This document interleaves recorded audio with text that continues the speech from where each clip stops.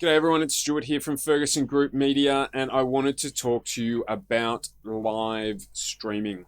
So this is something that we've been doing a fair bit of over the last month, maybe 6 weeks, as we developed our strategy for bringing value to people while a lot of the businesses are closed down. So we started doing a live show, which was born out of nothing, basically called Free Time Friday, live at 5, where every Friday afternoon at 5 p.m.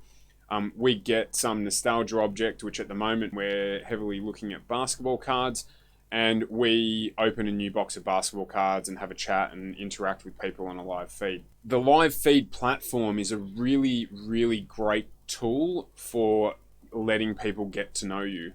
It is interactive. It enables you to show your personality and get people to know who you are, and really can provide a heartbeat behind your business so that people know the people within that business. And right now, while everything's closed and it's difficult to get your messages across, it's really, really important as a brand building tool to let people get to know you and get to know your business, so that post all of this, you're positioned to take advantage of the opportunities that are going to exist, and there will be plenty of them.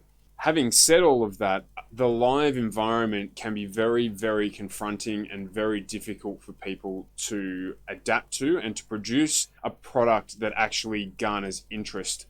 So what I wanted to do today was just to give you a few quick insights to consider before you decide that going and doing a live show is for you. The biggest and first problem that people have is not being prepared with what it is that they're going to talk about, and not potentially having topics to introduce to the live feed to fill gaps. And there will be gaps. I'm pretty good at talking, but even I struggle to talk for an hour straight, even if it's about a topic that I'm passionate about.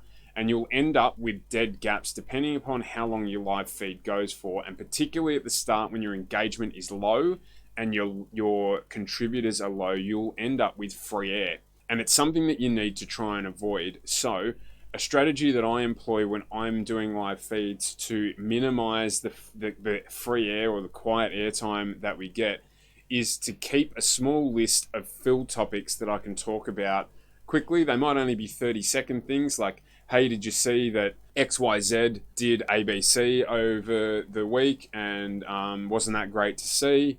Or I mentioned on last week's show that we were going to get a new camera this week and we've got that rolling. Let us know what you think about it.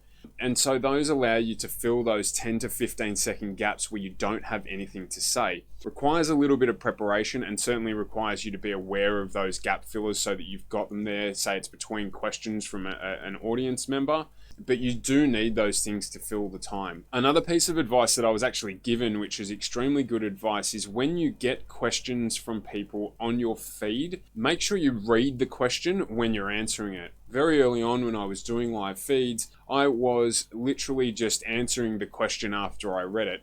So the people watching the show had no idea what I was talking about. I just went off on a tangent and started answering a customer's question, or a viewer's question, I should say. So just bear in mind that read out the question that you've been asked to give context to the audience that you're talking to, so they understand why you're going off and saying what you're saying. The third thing is it's all in preparation. You need to understand what you're going to cover on the show so that you don't end up going off into a tangent and rambling on about a subject matter that you hadn't intended to talk about. So again, our live at 5 is based solely around, at this stage, opening basketball cards with a little bit of business talk to start off with. So during that, I have a number of things that I know that I'm going to talk about. And we create a run sheet so that the people helping me produce the show know when I'm going to talk about a specific topic and are able to switch cameras to make sure that the live feed that I'm doing reflects what it is that I'm talking about. It does take time to prepare. Our first episode was definitely not anywhere near as smooth as our 5th episode has been.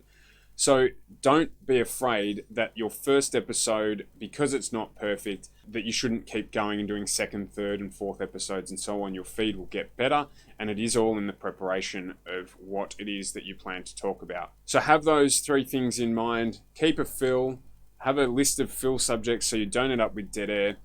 Read the questions that you're being asked when you're answering them, and make sure that you've done the preparation around the episode that you're going to deliver so that it doesn't end up just being an hour or half an hour of random topics that don't connect to one another. Hopefully this has helped you. I do encourage you to do live feeds if you can. If you're comfortable in front of the camera, you will get engagement and they will get far better reach organically for your business. So give it a try and you never know what might come of it.